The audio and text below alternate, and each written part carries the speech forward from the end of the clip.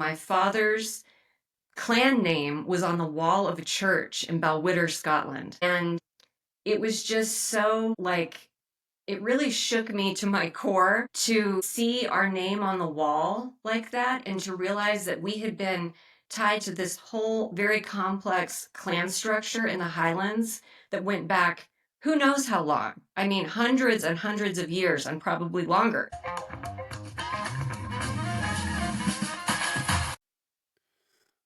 Welcome to another great episode of Dre and Smiley, The Inner Circle. Dre, our guest today, she comes from a city where I got my first ticket. Oh, no. I was zipping through Flagstaff, Arizona, and it was brand new 89 Honda Civic I had. I was on my way to start working in Los Angeles, and I was doing at least 105. And Whoa. the guy spotted me on the other side of the road. The only thing I slowed down to, have you ever been to Flagstaff? It's hilly, mountainous. I got stuck on a hill and my car couldn't go more than like 85 miles per hour up the hill. But that was just like, so that's neither here nor there. But let's talk about our guest, Hilary Giovale. Hilary is a mother, writer, community organizer, and ninth generation American settler who lives in Flagstaff, Arizona. As an active reparationist, she seeks to follow Indigenous and Black leadership in support of human rights, environmental justice, and equitable futures. She is the author of Becoming a Good Relative, Calling White Settlers Towards Truth, Healing, and Repair. Hilary, welcome. Oh, thank you. It's a pleasure to be with you both. Well, first and foremost, this word reparation goes along all over the place. And if you can, what is a reparationist and how do you define reparations? Oh, wow. What a good question. I love that you're starting with that. There are formal definitions of reparations through the UN that all the requirements that are needed for reparations to be met, which is one framework that's really important. But then for me, I have really shifted my focus to personal reparations because, we're dealing with government systems that are not ready for this conversation in most cases. So, a lot of times I feel like the conversation about reparations gets derailed because people have a lot of excuses about why that can't happen. All the, we'll never agree, we don't have the budget for it, it's not fair, all the excuses, right? But for me, it's really within my power and the power of every single individual to engage in a process of personal reparations. And so I'm committed to a personal reparations plan. And that's why I define myself as a reparationist, because reparative actions and reparative redistribution of resources is part of my everyday life. It's just something that's completely woven into my life all the time. And so it's really become an identity that I've embraced and I really celebrate because it brings me a lot of joy and purpose and fulfillment. No, that's awesome. The reason why I started with that is because a lot of times when I have conversations with people, they don't realize that countries have been paying reparations for years. Do you find a lot of people think it's just an American concern or they're globally aware of all the other reparations? That's a good question too. I don't know that I have heard that much global awareness about it. It depends who I'm talking to, but a lot of the times the people that I'm working with are in the United States and Canada, and so we are more focused on this context. But that's a good point. I don't hear that raised very often. So with that, let's tie that into your amazing book. I saw one of your YouTubes and you talked about that mythical mountain behind you that's in your book cover. That's Is right. that the inspiration for your book, or was it something that was like when you were a younger person in your teens, like, I want to write this book? It was always a passion. I never aspired to be a writer and I resisted it with everything I had. And the only reason that I started writing this book is because of, I think, for one, that mountain, which where I'm sitting right now is directly in front of me. And She is a mountain of kinship that's revered by all the indigenous nations of this region in northern Arizona. And I think she's one of the reasons that the book kind of became galvanized, became went into motion. Um, but another reason is that I had mentors, many mentors, who basically encouraged and asked me to write it. And, in some ways kind of held my feet over the fire a little bit and said, how are you doing? You are writing that, and it is going to come out, right? Because it's a scary book to write as a white person, and in white American culture, we are not supposed to talk about these things. They are taboo, and they're off the table, and they're under the rug, and many of us are in a state of amnesia about it, and it's really breaking a lot of our cultural norms to even discuss it. And so I really credit the community around me with helping me to bring this forth and have the courage to do that. Yeah, and that makes sense, Hillary. As I think about what you're sharing, this being your first book and the challenges that come along with writing it, one thing that in my research for this interview I learned is that your journey is one of discovery, it seems, right? Talk to me about your Scottish and your Irish roots. That seemed to be kind of the catalyst for the book and one of your travels. Can you tell me a little bit about that? Yeah, that's right. I took a trip with my family to Scotland, to the islands, and to the Central Highlands as well in 2012. And I descend from Scottish Highlanders on both sides of my family, but we were specifically visiting a place where my father's clan name was on the wall of a church in Balwhidder, Scotland. And it was just so like it really shook me to my core to see our name on the wall like that, and to realize that we had been tied to this whole very complex clan structure in the Highlands that went back who knows how long. I mean, hundreds and hundreds of years, and probably longer, definitely longer.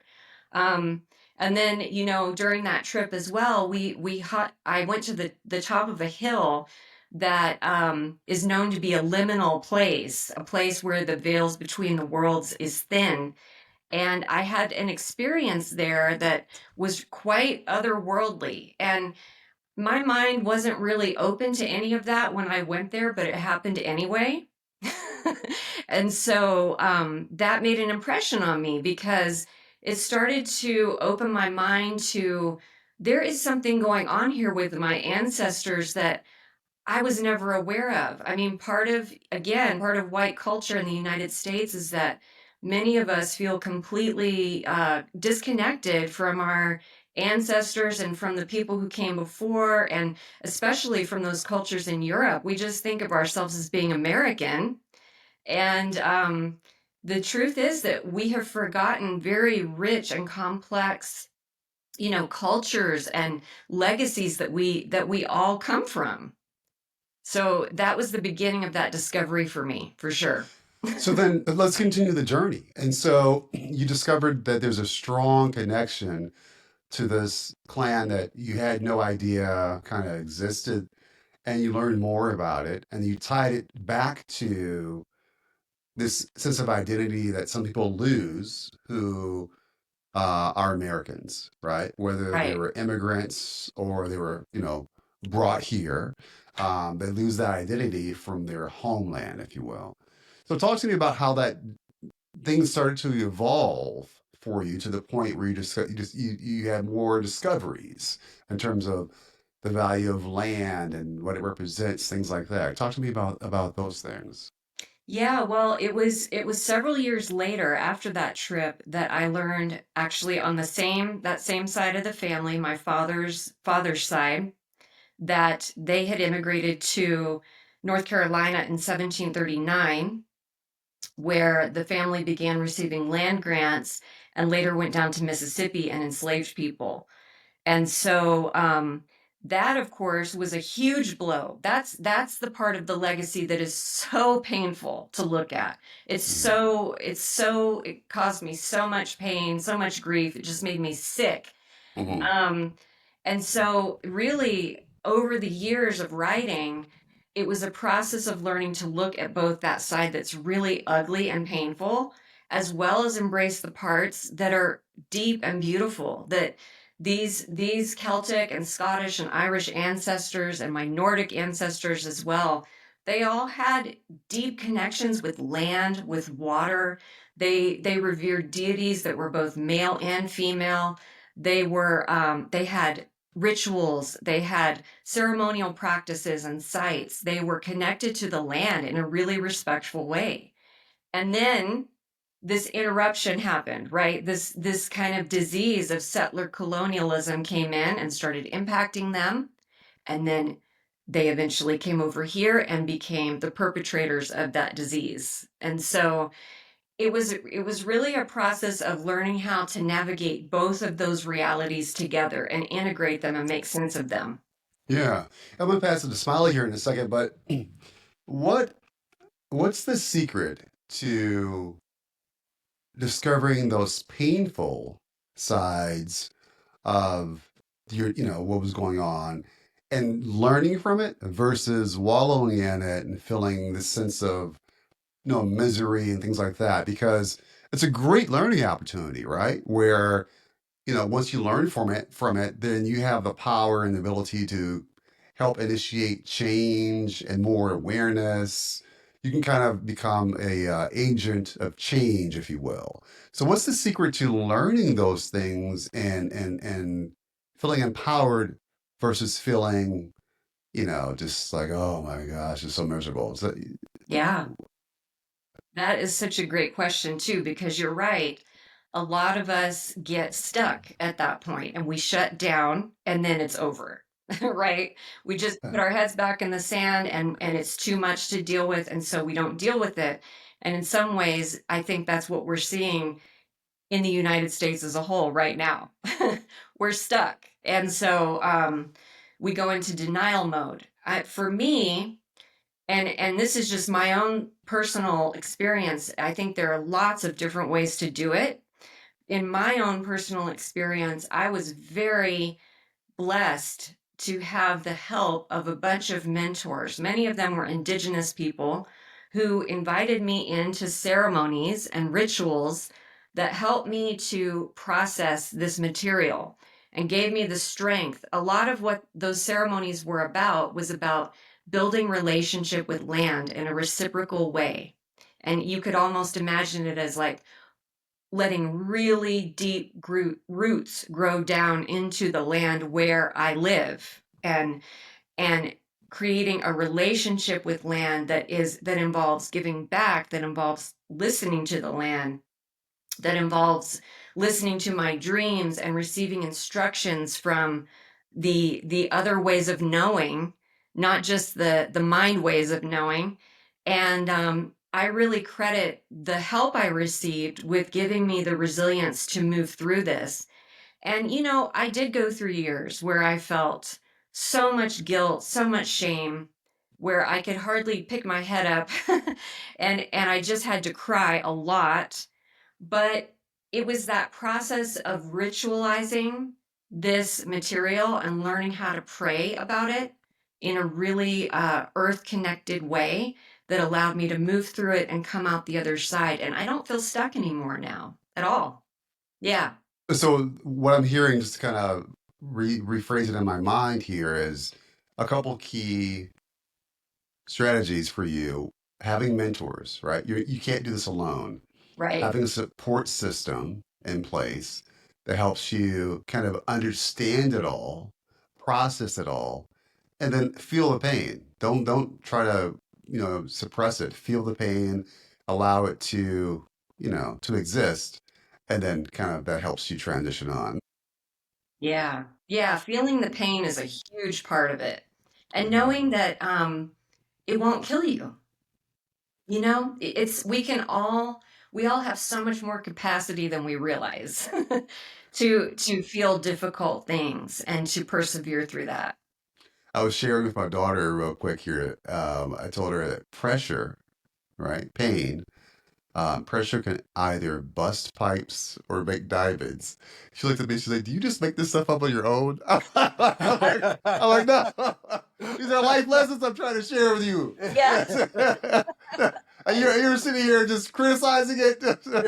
Well, Go ahead, Smiley. one thing you said when you were in Europe and you found your family crest and you realized the Highland and Celtic background and the roots and their traditions and the way they experienced the land. Is that similar to what you found in the indigenous Native Americans and different cultures and rituals that they were doing here in the Native American people? Was it similar to what was going on in Europe with your research, or was it drastically different?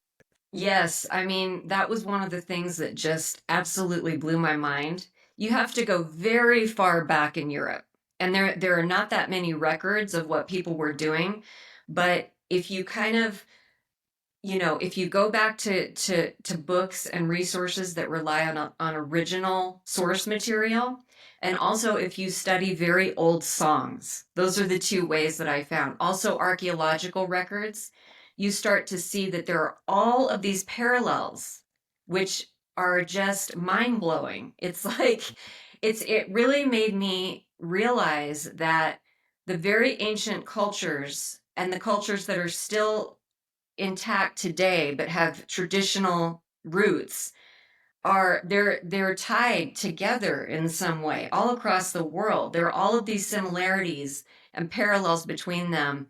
That's one of the great curiosities for me, is like how did all of these people, hundreds of generations ago, all know to do these things? Hmm. Yeah, that is fascinating.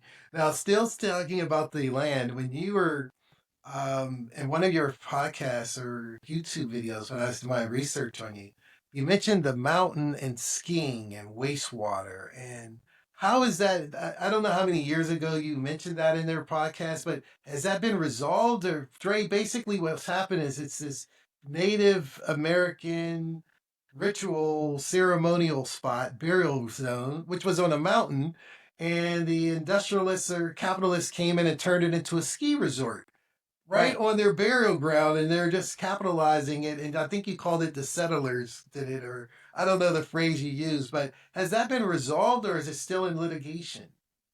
Do you Yeah, know? it has not been resolved. And actually, just to clarify too, it is not a burial site. It's actually taboo to bury people up there, from what I've been Oh, okay. told. But it is a sacred mountain in the Dene language known as Doko Osli, and in English called San Francisco Peaks. And this is a mountain who is known as a female. She's a life giver. She weaves webs of relationship and connection and kinship, and that is based on what Indigenous friends have taught me about her. And yes, back in the 30s, a ski resort was built on one of the slopes of the mountain, which was bad enough. But then, I don't know, probably about 15 years ago now, the ski resort is not as profitable because of climate change, and there's less snow and the ski season is shorter now. And so the ski resort devised this plan to make artificial snow out of reclaimed sewage water that has been treated and is supposedly, some quality that is safe, but there's not adequate environmental monitoring happening, and the soil composition is already changing, and the nitrogen in the soil has increased, and they continue to manufacture that snow despite multiple lawsuits and, you know, countless protests by Indigenous people and their allies. And they just have no regard for the cultural legacy of where they are operating. And the Forest Service has allowed that, and our city is leasing them that water. And so they are actually, because they are changing the soil composition so dramatically, they are setting up our whole town for catastrophic wildfire, because the changed soil composition opens us up to more invasive plant species that will be flammable when it's dry in the summer. Thank you for explaining that because I totally messed that up. I apologize. Oh, no worries. I thought they were pouring wastewater, but really they are because they're Yeah. converting it to snow. It's just coming down and man, okay. I was wondering, but I remember writing that in my notes. But I'm gonna switch gears just one more time on you because in your book you talked about white privilege. Mm-hmm. Privilege. Can you define privilege? And the question is, after you define it, is when you're amongst, say, a lot of other white people like yourself, is privilege discussed? Is it just something like Dre and I talk about basketball a lot? Well, I knew I was dunking on dudes 6'4", 6'5", so Oh, here we I know go. I know It's I was story doing that, time. so I don't have to talk about it because when I was younger, that's what I would do to the big dudes. So we don't talk about that, but I wonder when you're not in mixed company, how does privilege come up? Do Mm. they discuss it or they just ignore it? It's just something that's always there. It's just like a confidence. Like I got it, I deserve it. So why do I need to discuss it? Why are they always talking about it? Those who are not involved or privileged with white privilege. Yeah, wow, that's a really good question. I got three of them. I got three really good questions. Batting 1,000. Right, 1,000. Well, I'm involved in lots of communities where the setup is that we talk about privilege. We are in containers and dialogues and projects where this is something that we are all actively working on, is to try to, see our privilege, divest from that privilege, or use that privilege in a way that challenges the system, right? So there are some containers and communities where it's like the water we're swimming in. But I would say in general, if you're just out and about with white people and going to parties and, socializing and hanging out, it rarely comes up. And if it does come up, it's something that we tend to beat ourselves up about and then move on, right? We just kind of go, oh God, yeah, it's so terrible. Oh, let me, let me just self-flagellate a little bit and then I'm just going to forget about it. And and that is something that I feel that we really need to work to change white culture so that we grow the capacity to deal with this. This is our issue to deal with. Yeah.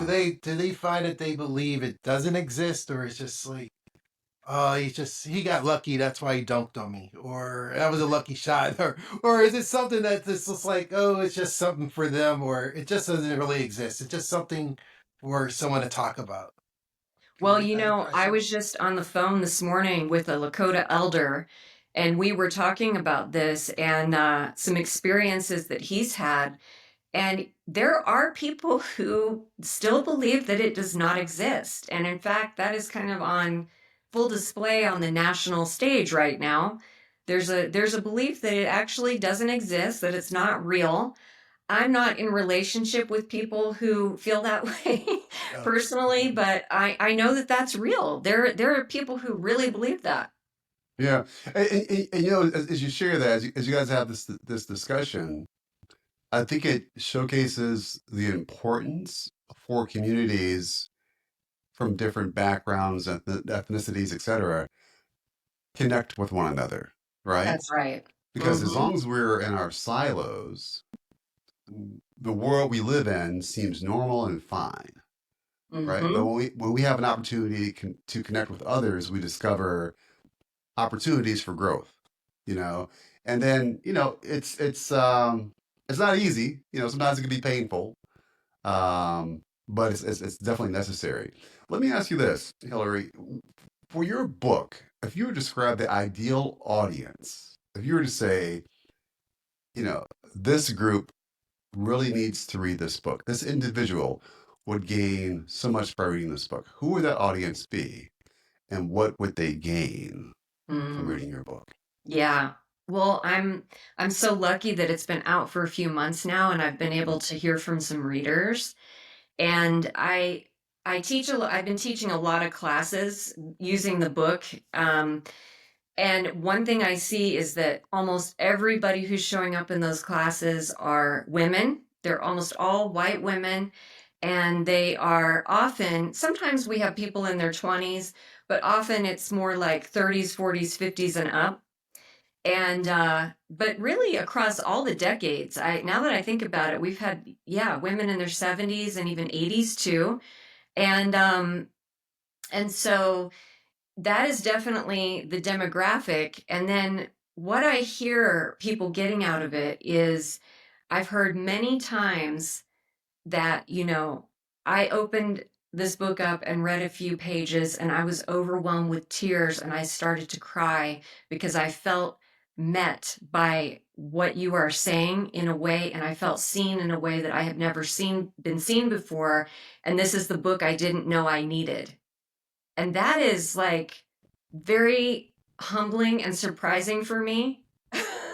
you know, to feel that it's having that kind of emotional impact on people is very moving. So that's one thing I've heard. And then I've also heard, other people who have said things like, this is a tremendous resource. It's got a huge bibliography and a lot of sources that have been helpful to me. So they're saying to me, I'm using this as like a reference manual to go back and find what to read and what to do and all the directions to be pointed in to move into action, to move into reparations, to move into giving land back, etc., things like that. So those are some of the Yeah. things I've heard. I love it. I love it. And you mentioned that you're conducting classes that are based on the book, which actually was another follow-up question regarding a study guide to go with the book. And so, do you have a study guide that goes with the book? Are you thinking about creating something like that? Someone else has brought this up too, so maybe I will. Okay, okay, okay. Yeah, but one thing I can share is that I do have a guide to making a personal reparations plan that is not in the book. It's a Google Doc, but I can share it with you to put in the show notes. Please. And that could be a study guide to go along with it, because that is one of the tools that we use to help people move into this kind of reparative action. That makes sense. And then I'm going to pass it to Smiley here, but where can our listeners, viewers, get your book? What's the easiest way for them to get a copy? Yeah, I mean, it is available at all the major booksellers, although I do like to send people to indie booksellers when possible. So it's available on bookshop.com. And it's also available at my local bookshop, which is Brightside Books in Flagstaff, Arizona. Okay, we'll add that to our show notes so that we can send the customers to those local suppliers. Yeah, Hilary, thank you. I have pages and pages of notes because when I listen to your recordings, I'm going to definitely read your book. I'm so excited to read it. But I wanted to ask this before we move into the final four. Was there anything we should have asked you that we didn't ask you, or a topic we didn't bring up that you would like to express before we go into the final four? Because you touch Mm. so many different areas. It's just, and it's each of them is so, each chapter is a book within itself, going from the notes I've read, and it's just amazing. So before you answer that, is there a book two on the horizon? And then what did we not ask you that we should have asked you? There you go. Those are the two. Well, so far, no book two on the horizon, but who knows? You never know. Okay, And okay. and also I guess I would just share with everyone that I am not special. You know, I'm You not. are. You And are. anybody can do this. Everyone's you know? special. I believe everyone's special. Everyone's Okay, uniquely okay. Well, special. okay, thank you. I'll accept that then. All right. But I I think I think one of the things about whiteness is that we tend to kind of, put people up on pedestals and say, "Oh, well, she did that, but I could never," and we can all do it. And we have to do it. We have to do it if we are ever going to create an equitable and sustainable society.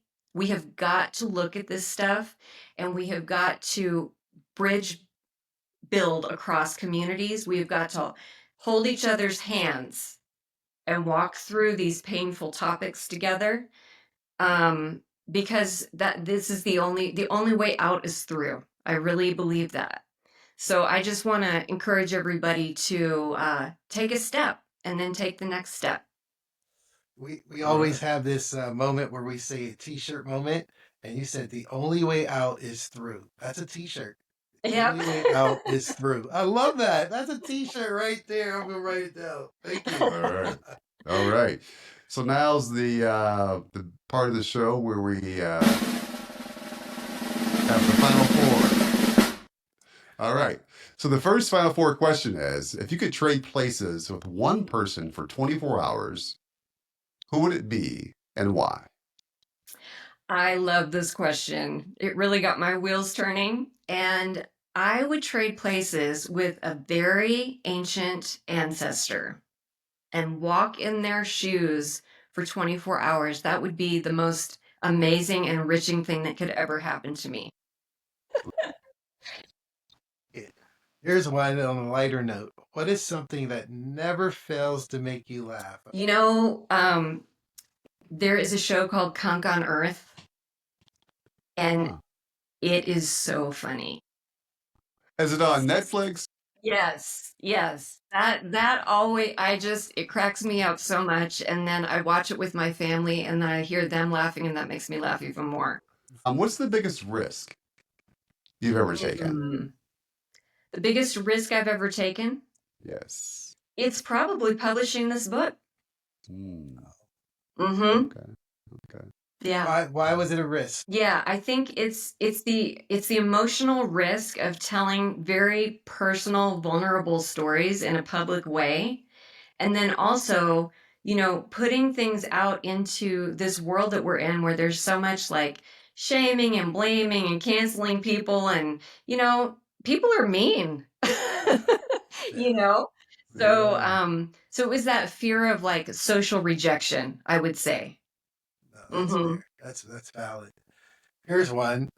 What's the best compliment that you've ever received? Probably the best compliment I've ever received is when I watched my daughter, who is 22, doing things that are super courageous and brave and bold. And I compliment her and say, I'm so proud of you. And she says, guess where I learned it, Mom?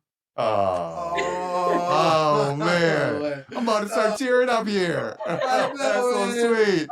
I'm crying on the inside. That was Right, super. I right. love that. I love Like, that. look, we have teenage daughters, and they're at that phase. Mine's a 17, and they're like, "Get out of my room! What do you want?" And we're just trying to be involved. And Yeah, as much that's right. positive comes, it's like, "What do you want? Oh, give me some money." That's all Yeah, that's that's saying. right.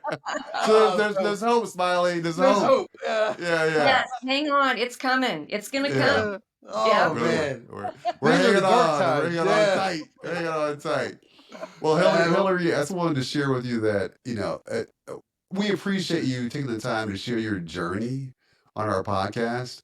Any journey is exciting to hear about. One of discovery is it's thrilling because most people don't take the time to go through that process of discovery for the many of the reasons that you shared. It can be painful, it can be difficult, it can be hard.